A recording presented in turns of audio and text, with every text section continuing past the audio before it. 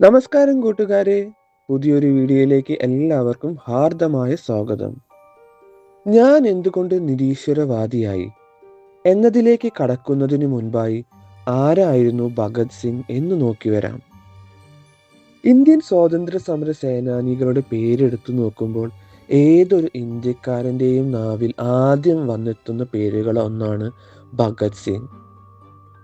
അക്രമരഹിത മാർഗങ്ങളേക്കാൾ സായുജ്യ പോരാട്ടത്തിന് പ്രാധാന്യം നൽകുകയും അതിലൂടെ വിജയം നേടാൻ സാധിക്കുമെന്ന് വിശ്വസിക്കുകയും ചെയ്യുന്ന പോരാളിയായിരുന്നു അദ്ദേഹം.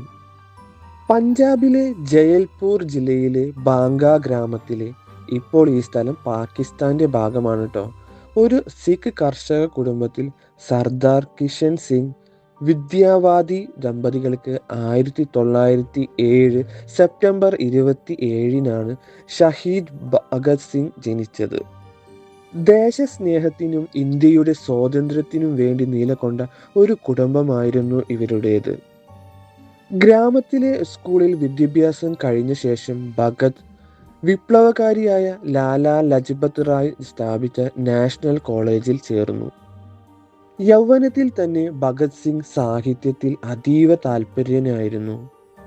13-ാമത്തെ വയസ്സിൽ തന്നെ മഹാത്മാഗാന്ധി രൂപം നൽകിയ നിസ്സഹകരണ പ്രസ്ഥാനത്തിൽ ചേർന്ന് ഭഗത് സിംഗ് പ്രസ്ഥാനത്തിന്റെ സജീവ പ്രവർത്തകനായി മാറി. തുടർന്ന് സ്വാതന്ത്ര്യ സമര പ്രവർത്തനങ്ങളിലേക്കും നീങ്ങി. നാഷണൽ കോളേജിലെ പഠനം കഴിഞ്ഞപ്പോൾ മാതാപിതാക്കൾ ഭഗത് സിംഗിന് വിവാഹമാലോചിക്കുവാൻ തുടങ്ങി. എന്നാൽ ഇന്ത്യ സ്വതന്ത്രയാവുന്നതുവരെ എൻ്റെ വധു മരണം മാത്രമായിരിക്കുമെന്ന് പറഞ്ഞ് ഭഗത് സിംഗ് വിവാഹത്തിൽ നിന്നും രക്ഷപ്പെടുവാനായി നാട് വിട്ട് കാൺപൂരിലേക്ക് പോവുകയാണുണ്ടായത്.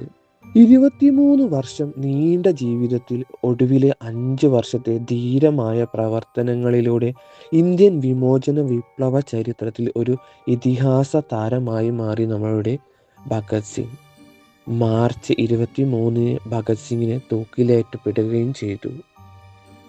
ഇനി നമുക്ക് ഞാൻ എന്തുകൊണ്ട് നിരീശ്വരവാദിയായി എന്ന് നോക്കാം. ഒരു സുപ്രഭാതത്തിലല്ല ഞാൻ നിരീശ്വരവാദിയായി മാറിയത്. അതിന് കുറേ വാദങ്ങളും ആശയങ്ങളും സന്ദർഭങ്ങളും ഉണ്ട്. ഒരു പുതിയ ചോദ്യം പെട്ടെന്ന് മുളച്ചു പൊന്തിയിരിക്കുന്നു. സർവശക്തനും സർവവ്യാപിയും സർവജ്ഞനുമായ ഒരു ദൈവത്തിൻ്റെ അസ്തിത്വത്തിൽ എനിക്ക് വിശ്വാസമില്ല. അതിന് കാരണം എൻ്റെ പൊങ്ങച്ചമല്ലേ? ഇത്തരം ചോദ്യങ്ങളെ നേരിടേണ്ടി വരുമെന്ന് ഞാൻ ഒരിക്കലും പ്രതീക്ഷിച്ചിരുന്നില്ല. സുഹൃത്തുക്കളിൽ നിന്ന് തന്നെയാണ് ഇത് ഞാൻ അറിയുന്നത്. ഈശ്വരന്റെ അസ്തിത്വത്തെ ഞാൻ നിഷേധിക്കുന്നത് അധിക പ്രസംഗമാണ്. ചിലർ പറയുന്നു പൊങ്ങച്ചം കൊണ്ടാവാമെന്ന്. പൊങ്ങച്ചമാകണമെന്നില്ല.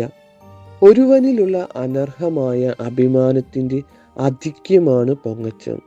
അപ്രകാരമുള്ള അനർഹമായ അഭിമാനമാണോ എന്നെ നിരീശ്വരവാദത്തിലേക്ക് നയിച്ചത്? ഒരു കാര്യം ആദ്യമേ വ്യക്തമാക്കട്ടെ. അഹങ്കാരവും പൊങ്ങച്ചവും വ്യത്യസ്തങ്ങളായ രണ്ട് മാനസിക ഭാവങ്ങളാണ്. നിരീശ്വര സിദ്ധാന്തം സ്വീകരിക്കുവാൻ എന്നെ പ്രേരിപ്പിച്ചത് എൻ്റെ പൊങ്ങച്ചമല്ല. ഞാൻ ദൈവത്തിൻ്റെ ശത്രുവോ അവതാരമോ ദൈവം തന്നെയോ അല്ല. അത്തരത്തിൽ എന്നെ ചിന്തിപ്പിച്ചത് അഹംഭാവമോ പൊങ്ങച്ചമോ അല്ല.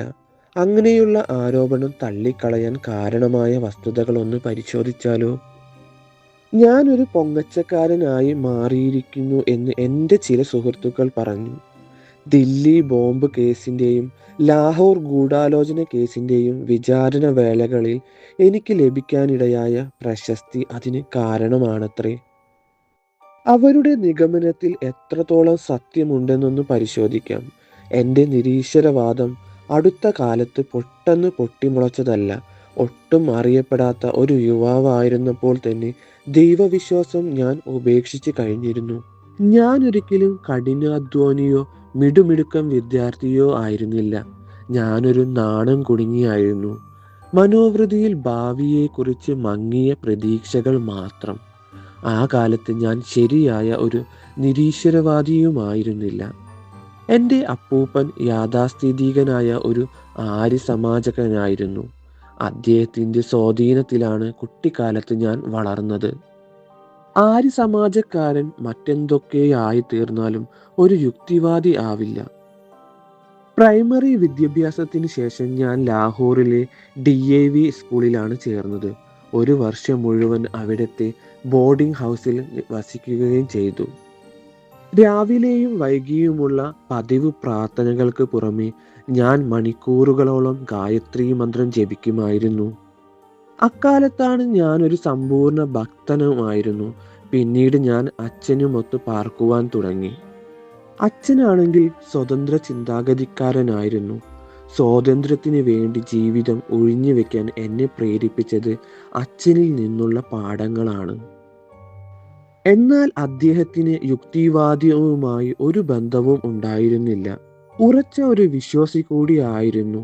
നിത്യവും പ്രാർത്ഥനകൾ ഉരുവിടുവാൻ അദ്ദേഹം എന്നെയും പ്രേരിപ്പിച്ചിരുന്നു. നിസ്സഹകരണ പ്രസ്ഥാനത്തിന്റെ കാലത്ത് ഞാൻ നാഷണൽ കോളേജിൽ ചേർന്നു. എൻ്റെ സ്വതന്ത്ര ചിന്ത തുടങ്ങിയത് അവിടെ വെച്ചാണ്. മതത്തിന്റെ പ്രശ്നങ്ങൾ ചർച്ച ചെയ്യാനും ദൈവത്തെ വിമർശിക്കാനും തുടങ്ങിയത് അവിടെ വെച്ച് തന്നെ. എന്നിട്ടും ഞാനൊരു ഭക്തനായി തന്നെ തുടർന്നു. ഒപ്പം മുടി വെട്ടാതെയും താടി മുറിക്കാതെയും സൂക്ഷിച്ചു തുടങ്ങി. പുരാണങ്ങളോ ശാസനങ്ങളോ ഞാൻ വിശ്വസിച്ചിരുന്നില്ല. പക്ഷേ ഒരു ദൈവമുണ്ട് എന്ന് അക്കാലത്ത് ഉറപ്പായി വിശ്വസിക്കുകയും ചെയ്തു. പിന്നീട് ഞാൻ റവല്യൂഷണറി പാർട്ടിയിൽ ചേർന്നു. അവിടുത്തെ ആദ്യ വിപ്ലവ നേതാവിനോട് ദൈവസങ്കല്പത്തെപ്പറ്റി ഞാൻ നിരന്തരം ചോദിക്കുമായിരുന്നു. അപ്പോൾ അദ്ദേഹം പറഞ്ഞു, നിങ്ങൾക്ക് വേണമെന്ന് തോന്നുമ്പോഴൊക്കെ പ്രാർത്ഥിച്ചു കൊള്ളുക. വിപ്ലവകാരിക്ക് അത്യാവശ്യമായത് ധീരതയാണ്. ധൈര്യം തീണ്ടിയിട്ടില്ലാത്ത യുക്തിയാണ് ഞാൻ അദ്ദേഹത്തിൽ കണ്ടത്. അടുത്തിടപഴകുവാൻ കഴിഞ്ഞ രണ്ടാമത്തെ നേതാവ് കറ കളഞ്ഞ ഒരു വിശ്വാസി കൂടിയായിരുന്നു. ലോകത്തിലെ വിപ്ലവങ്ങളെയും അവയ്ക്ക് പിന്നിലെ ദർശനങ്ങളെയും പറ്റി പഠിക്കുവാൻ എനിക്ക് ധാരാളം അവസരങ്ങൾ കിട്ടി. അരാജകവാദിയായ ബകുനിൻ, കമ്മ്യൂണിസത്തിന്റെ പിതാവായ മാർക്സ് തുടങ്ങി സ്വയം രാജ്യങ്ങളിൽ വിപ്ലവം നടപ്പിലാക്കിയ മഹത്തുക്കളുടെ കൃതികൾ കുറേയെല്ലാം ഞാൻ പഠിച്ചു. അവരെല്ലാം നിരീശ്വരവാദികളായിരുന്നു. 1926 അവസാനം ആയപ്പോഴേക്കും പ്രപഞ്ചത്തെ സൃഷ്ടിച്ച് നയിച്ച് നിയന്ത്രിച്ചു പോകുന്ന ഒരു ദൈവത്തിൻ്റെ അസ്തിത്വം അവകാശപ്പെടുന്ന സിദ്ധാന്തത്തിൻ്റെ അടിയുറപ്പില്ലായ്മ എനിക്ക് ബോധ്യപ്പെടുകയുണ്ടായി. അസ്തിത്വ സിദ്ധാന്തത്തിൽ എനിക്കുണ്ടായിരുന്ന വിശ്വാസം അപ്പോഴേക്കും ഞാൻ പാടെ ഉപേക്ഷിച്ച് കഴിഞ്ഞിരുന്നു. ഒരു യുക്തിവാദി എന്ന പേരിൽ ഞാൻ അറിയപ്പെടുവാനും തുടങ്ങി. ഞാൻ അറസ്റ്റിലായി 1927 മെയ് മാസത്തിൽ ലാഹോറിൽ വെച്ച്. അറസ്റ്റ് പെട്ടെന്നേയുണ്ടായതായിരുന്നു. ലക്നൌവിൽ കോടതിയിൽ കഗോരി തീവണ്ടി കൊള്ളക്കേസ് വിചാരണ നടക്കുമ്പോൾ ഞാൻ അവിടെ പോയി എന്നും തടവുകാരുടെ രക്ഷകനായി ഞാൻ ചില പദ്ധതികൾ അവതരിപ്പിച്ചു എന്നും അവരുടെ അംഗീകാരത്തിന് ശേഷം ഞങ്ങൾ കുറേ ബോംബുകൾ കരസ്ഥമാക്കി എന്നും പരീക്ഷണാർത്ഥം ആ ബോംബുകളിൽ ഒന്ന് 1926 ദസറ ആഘോഷവേളയിൽ ജനക്കൂട്ടത്തിന് നേരെ വലിച്ചെറിഞ്ഞുവെന്നും പോലീസുകാരൻ എന്നോട് പറഞ്ഞു. ഈ കഥകളെല്ലാം പോലീസിന്റെ തലച്ചോറിൽ വിളഞ്ഞവയാണ് കേട്ടോ.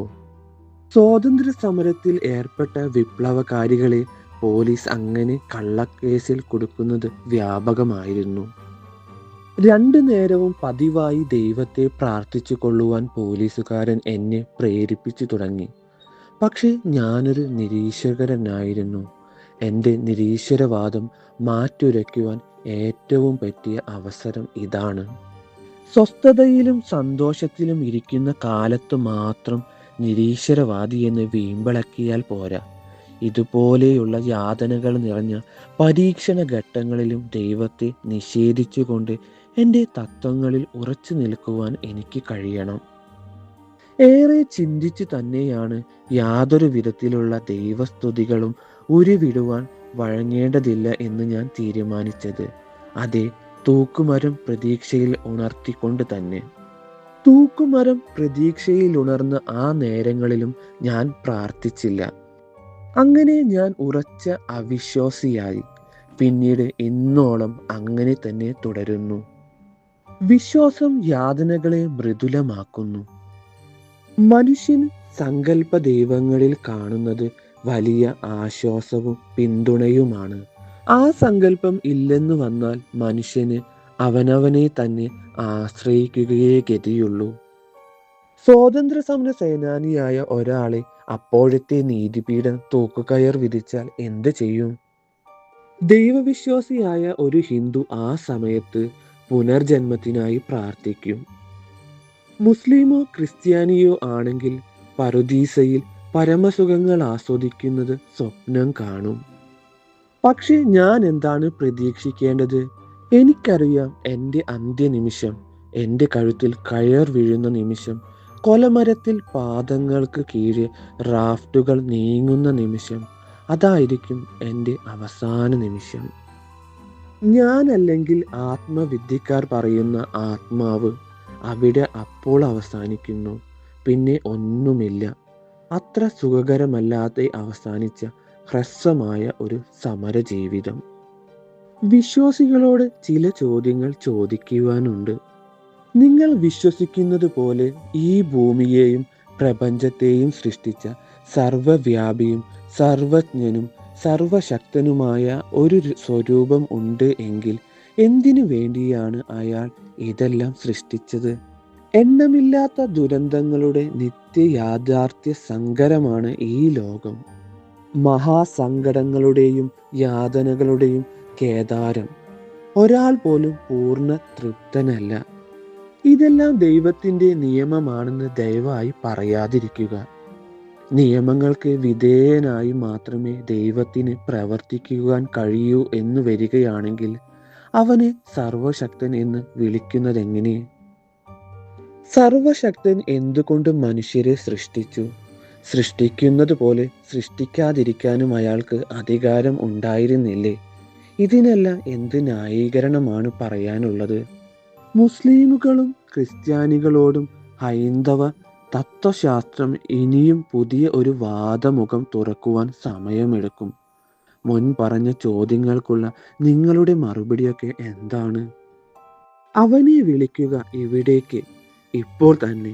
പഴയ ചരിത്രമെല്ലാം കാണിച്ചു കൊടുക്കുക. ഇന്നത്തെ അവസ്ഥ മനസ്സിലാക്കുവാൻ പറയുക. എല്ലാം ഭംഗിയായി എന്ന് പറയാൻ അയാൾ ധൈര്യപ്പെടുമോ എന്ന് നമുക്കൊന്ന് നോക്കാം. അവൻ ചുറ്റി നടന്ന് കാണട്ടെ കാരാഗൃഹത്തിൻ്റെ കീടങ്ങൾ. ചേരികളിലും ചാളകളിലും പട്ടിണിയാർന്നു തിന്നുന്ന ദശലക്ഷക്കണക്കായ നിസാര മനുഷ്യജീവികളുടെ വിശപ്പ് പുരകൾ. മുതലാളിത്തത്തിൻ്റെ രക്തദാഹം. സ്വയം ചോര നീരാക്കിയ അധ്വാനശേഷി ഊറ്റിയെടുക്കുന്നത്. ക്ഷമയോടെയും ദയനീയമായി നോക്കി നിൽക്കുന്ന ചൂഷിതരായ തൊഴിലാളികൾ. വിയർത്തു വിളയിച്ചവർ പട്ടിണി കൊണ്ട് വയർ പൊരിയുമ്പോൾ മിച്ചമുള്ള ധാന്യം അവർക്ക് വിതരണം ചെയ്യാതെ വില കുറഞ്ഞു പോകുമെന്ന പേടിയിൽ ഗോതമ്പ് ചാക്കുകൾ കടയിൽ താഴ്ത്തുന്ന കർഷക മുതലാളിമാർ. മനുഷ്യജീവികളുടെ ഞെരിയുന്ന എല്ലുകളിൽ മേൽ അസ്ഥിവാരമിട്ട് കെട്ടിയുയർത്തുന്ന രാജകൊട്ടാരങ്ങൾ. എല്ലാം അവനെ കാണിക്കുക. എന്നിട്ട് അവൻ പറയട്ടെ എല്ലാം ഭംഗിയായി നടക്കുന്നുവെന്ന്. അവൻ പറയുമോ? എന്തുകൊണ്ട്? എവിടെ? എങ്ങനെയാണ് എൻ്റെ ചോദ്യം. നിങ്ങൾക്കുണ്ടോ മറുപടി പറയാൻ? ഹിന്ദുക്കൾ പറയുന്നു കഴിഞ്ഞ ജന്മത്തിൽ പാപികളായി പോയത് കൊണ്ടാണ് ഈ ജന്മത്തിൽ ആളുകൾ ദുരിതം അനുഭവിക്കുന്നതെന്ന്. കൊള്ളാം. അപ്പോൾ ഈ അതിക്രമങ്ങളെല്ലാം കാട്ടുന്ന കശ്മലന്മാരൊക്കെ കഴിഞ്ഞ ജന്മത്ത് വിശുദ്ധ ജീവിതം നയിച്ചിരുന്നത് എന്നാണോ? മറ്റൊന്നു കൂടിയുണ്ട്. ഒരു ദരിദ്രനായിരിക്കുക എന്നതാണ് ഈ ലോകത്തിലെ ഏറ്റവും വലിയ പാപമെന്ന് നിങ്ങൾക്കറിയുമോ? ദാരിദ്ര്യം വലിയൊരു പാപമാണ്.